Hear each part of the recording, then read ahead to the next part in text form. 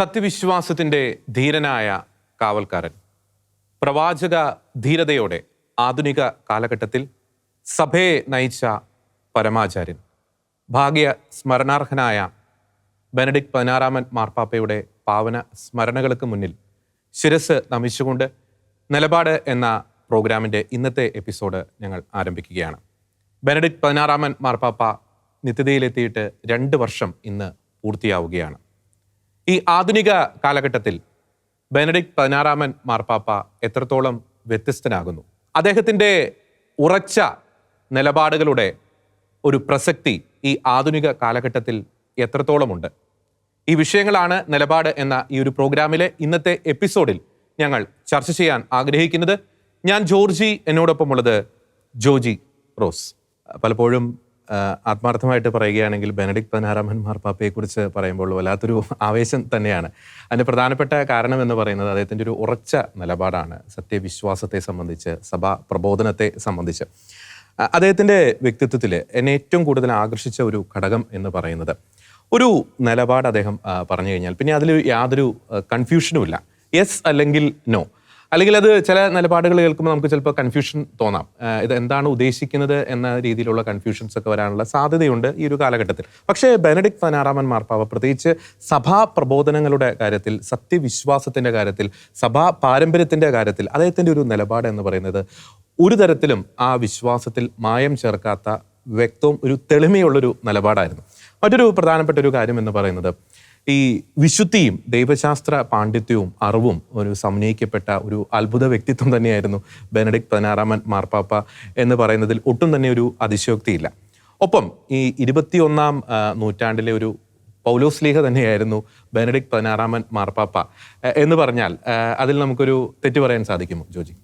നമ്മൾ മഹാന്മാരായ 2 മാർപ്പാപ്പമാരുടെ കാലഘട്ടത്തിന് ശേഷം എന്ന് വെച്ചാൽ post papacy of the great pope John Paul II and Benedict 16 ഈ ഒരു കാലഘട്ടത്തിലൂടെയാണ് നമ്മൾ കടന്നു പോകുന്നത്. അപ്പം പ്രത്യേകമായിട്ട് ഇവിടെ ജോർജ് പറഞ്ഞതുപോലെ ഈ ബെനഡിക്ട് പാപ്പയുടെ പോസ്റ്റ് പാപ്പസി ഈ ഒരു കാലഘട്ടത്തിലൂടെ, ഈ ഒരു മോഡേൺ കാലഘട്ടത്തിലൂടെ നമ്മൾ കടന്നു പോകുമ്പോഴാണ് അദ്ദേഹത്തിൻ്റെ സാന്നിധ്യം, അദ്ദേഹത്തിൻ്റെ ആ ഒരു ടീച്ചിങ്, അദ്ദേഹത്തിൻ്റെ പ്രബോധനങ്ങൾ എത്രമാത്രം ശക്തിയുക്തമായിരുന്നു, എത്രമാത്രം പ്രാധാന്യമർഹിക്കുന്നതായിരുന്നു എന്ന് നമുക്ക് മനസ്സിലാക്കാൻ സാധിക്കുന്നത്. ഞാൻ പെട്ടെന്ന് ഓർക്കുകയാണ്, ബെനഡിക്ട് പാപ്പയെക്കുറിച്ച് പല രീതിയിലുള്ള വിശേഷണമുണ്ട്. ചിലർ പറയുന്നത് അദ്ദേഹത്തെ ദൈവശാസ്ത്രത്തിൽ നമുക്ക് സെൻറ്റ് അഗസ്റ്റിനോടും സെൻറ്റ് തോമസ് അക്വീനസിനോടും ഒക്കെ കമ്പയർ ചെയ്യാൻ സാധിക്കും. അങ്ങനെ പല രീതിയിലുണ്ട്. അദ്ദേഹം ഒരു വാംത്തായിരുന്നു അദ്ദേഹം ശരിക്കും. അദ്ദേഹം ഒരു എന്താ പറയുക, ഒരു ഇൻ്റലക്ച്വൽ ഫോഴ്സ് ആയിരുന്നു. സത്യമാണ്, അതല്ല ശരിയാണ്. പക്ഷേ അങ്ങനെയാണെങ്കിൽ പോലും പക്ഷേ മനസ്സിലാക്കേണ്ട കാര്യമുണ്ട്, അദ്ദേഹത്തിന് ഇവിടെ ജോർജ് പറഞ്ഞതുപോലെ അദ്ദേഹം വളരെ എന്താ പറയുക, വളരെ ഡീപ്പായിട്ട് ഫോക്കസ് ചെയ്ത ചില വിഷയങ്ങളുണ്ട്. അവിടെ മനസ്സിലാക്കേണ്ട കാര്യങ്ങൾ ശരിക്കും.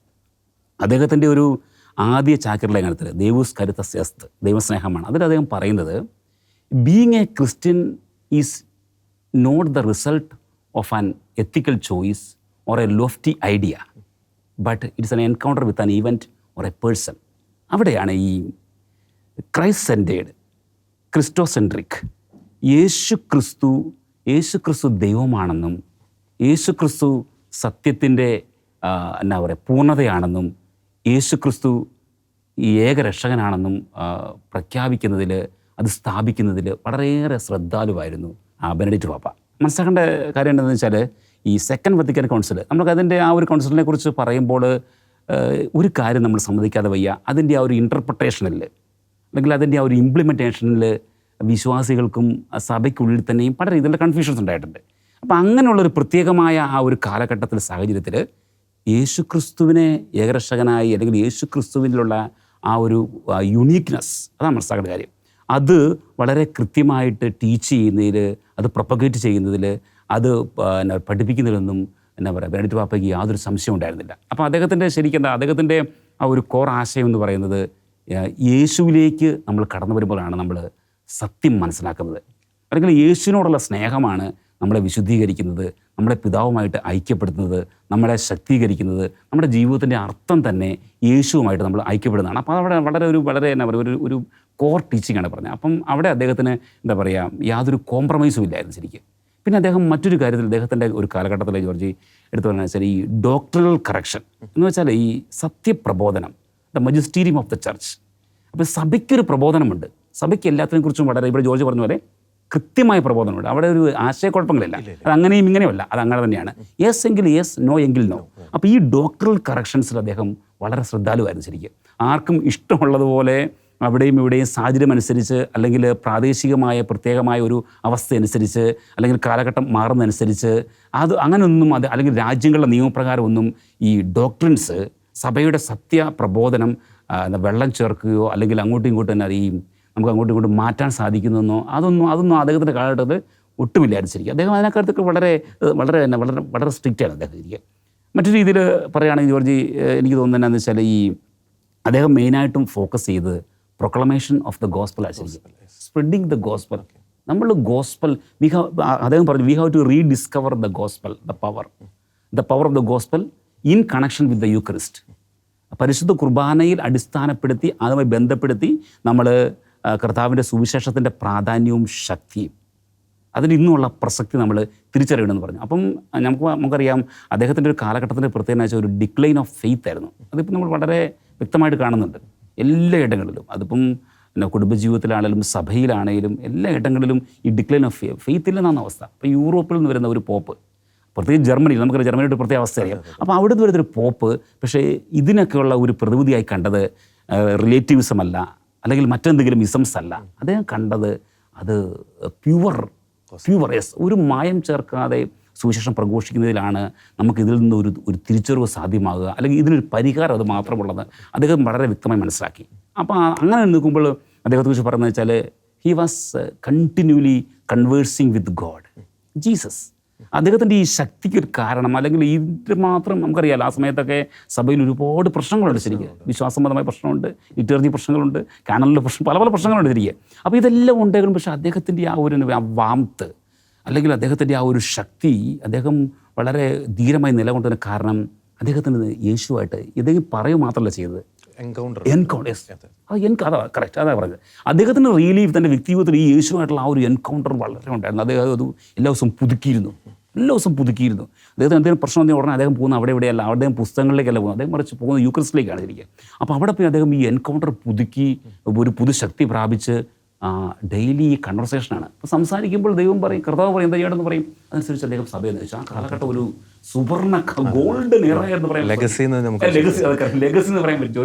ആ ഒരു കാലഘട്ടം നമ്മൾ കടന്നു. ഇനി മറ്റൊരു ഇതേ പറഞ്ഞാൽ അദ്ദേഹത്തെ പറഞ്ഞ ഒരു ചർച്ച് ഡിസിപ്ലിനേറിയൻ എന്ന് പറയുന്നത്, അത് വളരെ ശരിയാണ്. അദ്ദേഹം സ്ട്രിക്റ്റാണ് ശരിക്കും. അദ്ദേഹം വളരെ ഈ തമാശയ്ക്ക് പറയുമെന്ന് പറഞ്ഞു. അദ്ദേഹം വളരെ കരുണയുള്ള, പക്ഷേ അദ്ദേഹം പല കാര്യങ്ങൾ, അതായത് ഈ റൂട്ടായിട്ടുള്ള നമ്മുടെ ഫെയ്ത്തിൽ, നമ്മുടെ ആ foundation, the foundation of our faith, ആ കാര്യങ്ങൾ വരുമ്പോൾ അദ്ദേഹം വളരെ കാർക്കശ്യമുണ്ട് അദ്ദേഹത്തിന്. അപ്പോൾ ആ രീതിയിൽ അദ്ദേഹത്തെ പല രീതിയിൽ വിശേഷിപ്പിക്കുന്നുണ്ടെങ്കിലും മനസ്സിലാക്കേണ്ട കാര്യം എന്ന് വെച്ചാൽ അതാണ് തൻ്റെ കടമ എന്ന് അദ്ദേഹം വിശ്വസിച്ചിരുന്നു. അദ്ദേഹം ആ ഒരു ചാർട്ടെടുത്തപ്പം പറഞ്ഞു, ദൈവത്തിന് വളരെ നന്നായിട്ടറിയാം എങ്ങനെ ബലഹീനരായ വ്യക്തികളിലൂടെ അദ്ദേഹത്തിന് കർത്താവിൻ്റെ വലിയ പ്രവൃത്തികൾ ചെയ്യാൻ സാധിക്കുമെന്ന്. അപ്പം തന്നെ ഒരു ബലഹീനനായി കണ്ടുകൊണ്ട്, എന്നാൽ തന്നെ ദൈവം ഏൽപ്പിച്ച ഈ ഒരു ദൗത്യത്തിൻ്റെ ആ ഒരു ആ ഒരു ആഴവും അതിൻ്റെ പ്രാധാന്യവും മനസ്സിലാക്കി ആ രീതിയിൽ അത് പഠിപ്പിക്കാൻ, ആ സ്റ്റാൻഡിൽ നിൽക്കാൻ അദ്ദേഹത്തിന് യാതൊരു മടിയുമില്ല. അപ്പം എല്ലാം കൂടെ നമ്മൾ ചേർത്ത് പറയുമ്പോൾ നമുക്ക് സൂര്യൻ അസ്തമിച്ച ഒരു വലിയ അവസ്ഥയാണ്. അപ്പോൾ നമ്മൾ സഭയുടെ ഒരു ചരിത്രം എടുത്ത് നമ്മൾ നോക്കുമ്പോൾ ശരിക്ക് ഈ ബെനഡിക്റ്റ് പാപ്പായുടെ ഈ ഒരു കാലഘട്ടം വളരെ വളരെ പ്രാധാന്യമുള്ളതാണ്.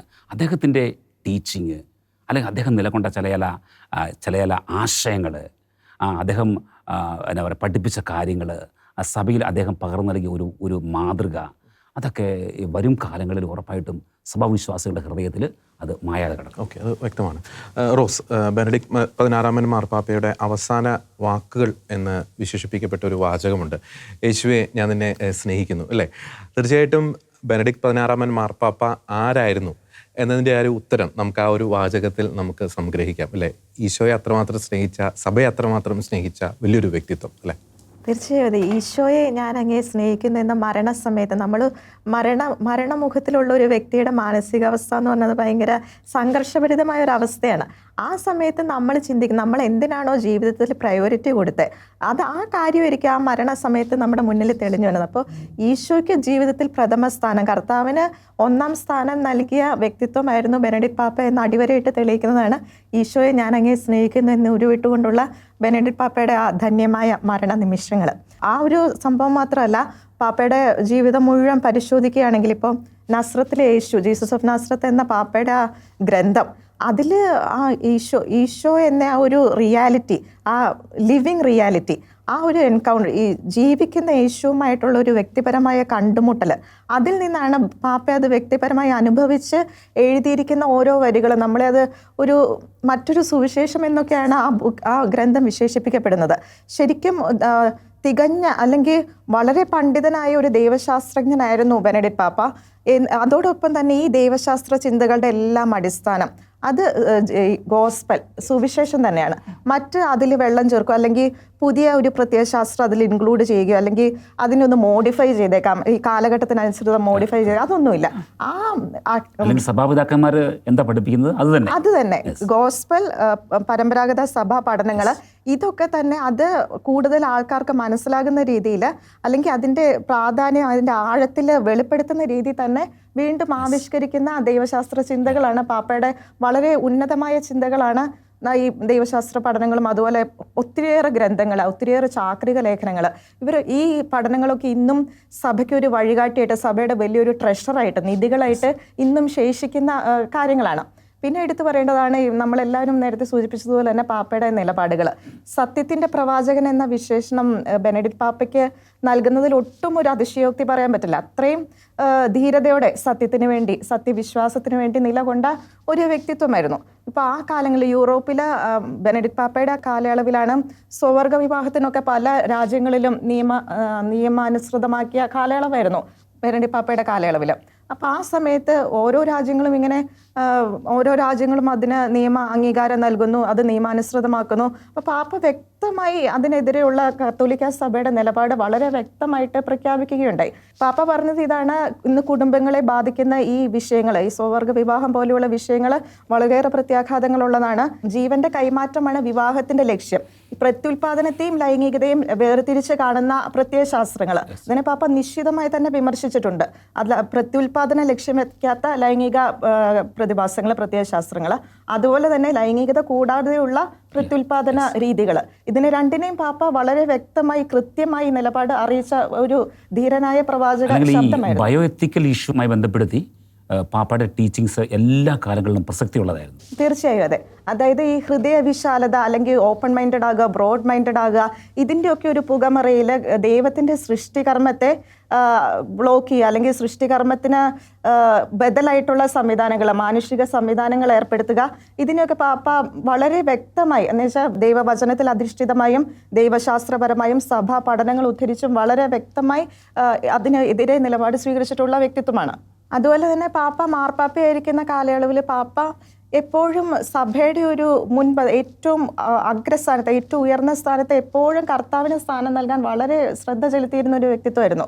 പാപ്പ റിസൈൻ ചെയ്ത വേളയിൽ വളരെ വികാരഭരിതമായൊരു പ്രസംഗമൊക്കെ നടത്തുകയുണ്ട്. അതിൽ പറയുന്നുണ്ട്, സഭയുടെ അമരത്തുള്ളത് ഞാനോ അല്ലെങ്കിൽ വേറെ ഏതെങ്കിലും മാർപ്പാപ്പയോ അല്ല, അത് കർത്താവിനുള്ള സ്ഥാനമാണ്. ഇപ്പോൾ സഭയിൽ പ്രക്ഷുബ്ധമാക്കുന്ന കാറ്റും തിരകളും ഒക്കെ ഉണ്ടാകാം, പക്ഷേ അമരത്ത് കർത്താവാണ് എപ്പോഴും ഉള്ളത്. ഈ പ്രശ്നങ്ങൾ ഉണ്ടായാലും കർത്താവ് അമരത്ത് മൗനമായി അല്ലെങ്കിൽ മയക്കത്തിലിരിക്കുകയല്ല. കർത്താവ് അതിൻ്റെ സമയത്ത് കർത്താവ് അതിൻ്റെ ഓളങ്ങളൊക്കെ ശാന്തമാക്കും.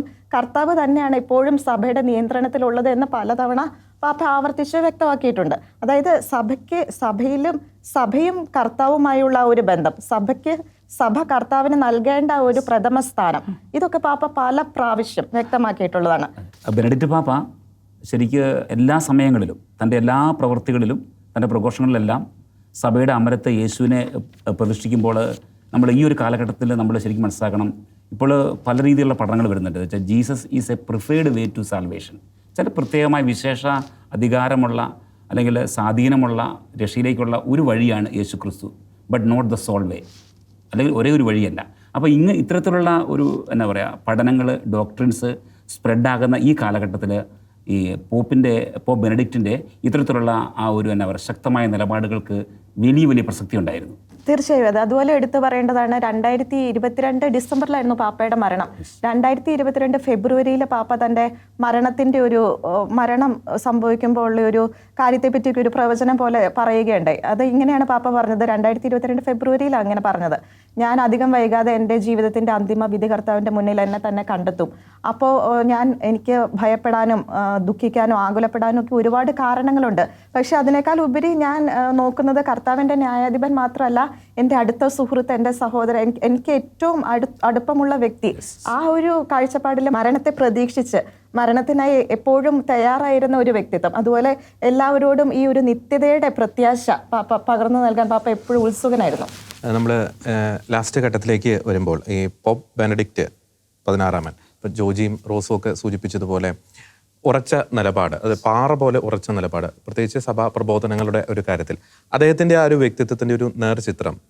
എൻ്റെ ഓർമ്മ ശരിയാണെങ്കിൽ റിയോ ഡി ജനീറോയിൽ നടന്ന വേൾഡ് യൂത്ത് ഡേ, ആ വേൾഡ് യൂത്ത് ഡേയിൽ ആ കടൽ തീരത്ത് വെച്ച് അദ്ദേഹം നടത്തിയ ഒരു പ്രസംഗ സമയത്ത് കൊടുങ്കാറ്റ് ആഞ്ഞടിച്ചു, ഘോര മഴ പെയ്യുന്നുണ്ട്, പക്ഷെ അവിടെ ഉറച്ച് നിന്നുകൊണ്ട് അദ്ദേഹം യൂത്തിനെ അഭിസംബോധന ചെയ്തു. അത് വലിയൊരു എന്താ പറയുക, ഒരു ഉപമയായിട്ട് വേണമെങ്കിൽ നമുക്ക് സൂചിപ്പിക്കാൻ സാധിക്കും.